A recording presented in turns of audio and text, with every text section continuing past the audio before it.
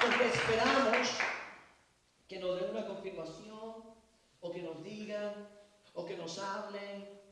Y muchos de ustedes, Dios les ha hablado y se les ha profetizado y les han impuesto manos y le han dicho y le han sobredicho y le han sobrehablado.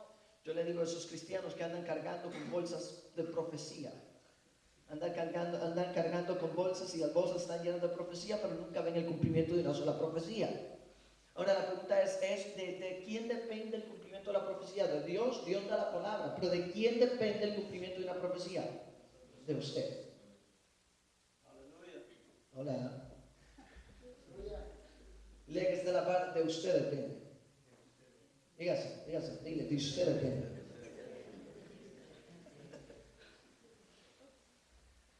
O sea, no depende de mi persona, no depende del predicador, no depende del pastor, no depende del líder, depende de usted. Y si usted no se esfuerza a creerle a Dios, por eso tenemos que ser valientes, tenemos que estar desafiados por una misión, tenemos que tomar esa misión en serio. Como David se sintió en ese momento desafiado. Él pudo haberse intimidado, pudo haberse llenado de temor y pudo haber dicho, no, yo aquí no hago nada. Pero él, en lugar de eso, se llenó ¿de qué? De un vivo celo. Y empezó a preguntar, ¿y qué pasaría si alguien derrota a este gigante? ¿Y cuál es la recompensa de que alguien derrote a este gigante? David no estaba interesada en la hija del rey, realmente que no, esa no era la situación por la cual él andaba preguntando. ¿Y por qué? ¿Y qué va a pasar? Y todo el mundo le decía, le van a dar eso, le van a dar la victoria, además la hija del rey se la van a dar como por esposa. Pero David no estaba interesado en eso. David lo que estaba interesado era en la victoria, en que ese gigante, que ese Goliat fuera derrotado en aquel momento. Y él sentía un vivo celo, él quería hacer algo. Y la noticia corrió por todo el pueblo y por todo el ejército y llegó a los oídos ¿de quién? Del rey. Y el rey lo mandó a llamar y él recibió el favor de Dios. O sea, David estuvo en el momento correcto, en el tiempo correcto, con las personas correctas, y Dios lo usó en ese momento. Nosotros tenemos que aprovechar los momentos de Dios, porque usted no sabe cuándo Dios lo va a promover a un ministerio. Usted no sabe cuándo Dios lo va a promover a un nivel nuevo. Tal vez usted puede estar limpiando la iglesia o limpiando las sillas o acomodando, o ordenando, pero ahí puede ser el tiempo correcto, el momento correcto, las personas correctas, en el lugar correcto, en el lugar ideal, y Dios te va a promover, y Dios te va a usar, y Dios va a hacer cosas grandes en ese momento. Tenemos que estar abiertos. Ahora, ¿qué pasa con Gedeón? Eso es lo que pasa, que muchas veces nos gusta que nos profeticen, que nos digan cosas lindas y bonitas. ¿Por qué hacemos con las profecías? Hola. ¿Verdad? O sea, nos imponen las manos y nos dicen que Dios nos va a usar. ¿Para qué Dios te va a usar? ¿Para qué necesitas la unción? Muchos dicen, Señor, dame la unción, y lloran y gritan y claman y...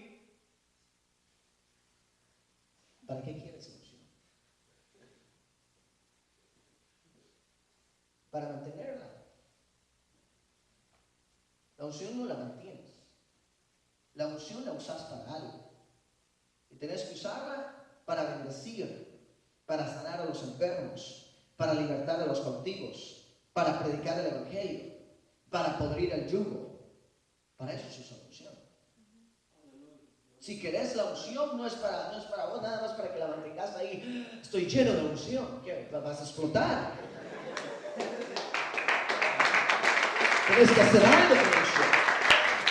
¿Sí o no? O sea, la unción la recibimos, pero somos receptores. Dile que se la pared, eres un receptor. O sea, eres un receptor de la unción, pero la unción tiene, así como entra, tiene que salir. Porque Dios no te va a confiar la unción al menos que la uses. ¿Para qué quieres la unción? Esa pregunta se la hago a muchos jóvenes en muchos congresos juveniles. ¿Para qué quieres que Dios te use? ¿Cuál es el motivo? Y muchos lloran y claman, yo quiero la unción. ¿Para qué quieres la unción? ¿Te has puesto a pensar en eso? O sea, necesitas la presencia de Dios para subsistir, pero la unción es el poder, la esencia de Dios. ¿Cómo vas a usar la unción? ¿Me estás entendiendo? La presencia de Dios es lo que se mueve en un lugar, pero la unción es la esencia del poder de Dios. ¿Para qué la quieres? ¿Para mantenerla? ¿La necesitas para ir al vecino y evangelizarle y hablarle de Cristo? Para eso necesitas la unción. Para ir a la factoría o a la compañía donde trabajas y hablarle a tus amigos de Jesucristo, para eso necesitas la unción. Para orar por la persona que está enferma, para eso necesitas la unción. Para poder guardar la herencia que Dios te ha entregado. Mira lo que hizo Gedeón. Gedeón guardó el trigo. O sea, hay muchos que dicen, Dios me va a usar, Dios me va a usar, pero no hacen nada. Como Gedeón, yo veo un ejemplo de liderazgo acá, un joven que tenía celo por su pueblo, por su nación. Tenía una gran preocupación. No estaba ahí de vago, vagueando, haciendo cosas. No, él estaba ¿qué? Trabajando. Toca el que está a la parte y le estaba guardando el trigo. Dile, estaba guardando el trigo en medio de la crisis. ¿Había qué? Había crisis en el pueblo, ¿sí o no? Había crisis y él estaba ¿qué? Guardando el trigo. ¿Para que qué? Para que los madianitas no se lo robaran. Porque los madianitas venían todas las noches y se robaban todo el trigo y se llevaban todas las cosechas. Entonces esa era la gran preocupación de Gedeón. Pero Gedeón no estaba solamente de rodillas. Señor, úsame, Señor, reprenda a los madianitas para que no se roben el trigo. ¿Verdad que no? Sino también la Biblia nos habla de acción. Toca el que está la parte de acción. La fe sin obras es... Muchos dicen, Señor, úsame, envíame a mí. Y cantan, como ayer cantábamos, sin reservas ni condiciones. Cantan toda la vida, pero no hacen nada. ¿Sí o no? Quiero ser un cantante. Y como yo les decía, tienen que empezar en algún lado. Tienen que hacer algo.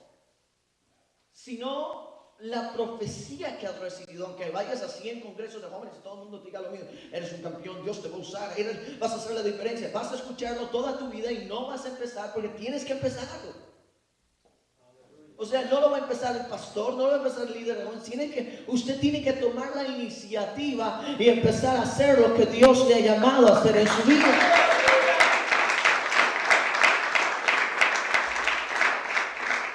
Depende de usted, depende de su iniciativa, de su pasión. Por eso Dios elige a los que están haciendo algo. Dios escoge, porque entre la lista de los escogidos, Dios escoge a los que ya están haciendo algo. Los que están ocupados en el reino, los que están trabajando en el reino. Usted dice, Pastor Alejandro, ¿cómo empiezo a servirle a Dios? Muy fácil.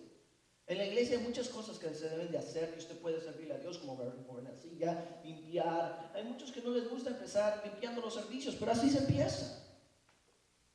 Moviendo las sillas, ayudándole al pastor. Y de ahí eres promovido a mujer, y de ahí de mujer eres promovido a diácono, y de diácono eres promovido a otra cosa. Y ahí Dios te va usando. Hay algunos que no son llamados a servir en la iglesia, hay otros que son llamados a evangelizar en su compañía. Hay otros que son llamados a evangelizar en su escuela. Pero lo que Dios te esté poniendo a hacer, debes de hacerlo. No debes de dudar. No debes de estar con ese fuego. Dios me va a usar, Dios me va a usar, pero luego te quemas por dentro y nunca haces nada. Tienes que hacer algo. Y necesitas expresar esa pasión que tienes. ¿Cuántos tienen pasión por servir a Dios? ¿Cuántos tienen pasión por servir a Dios? Todos tenemos pasión. Le pregunto, ¿cuántos han recibido una profecía acá que le van a servir a Dios? En alguna área, en alguna específica área. Levanta su mano. ¿Lo está viendo? ¿Lo está haciendo? Hola. Esa es la pregunta. ¿Lo está haciendo? ¿Se ha cumplido la profecía? Usted va a esperar a un ángel que le diga, le dé indicaciones directas. No, tenemos que hacerlo. Es que Dios nos da, dile que está la parte, Dios nos da el plan. Dile, nosotros empezamos a caminar. Nosotros tenemos la iniciativa.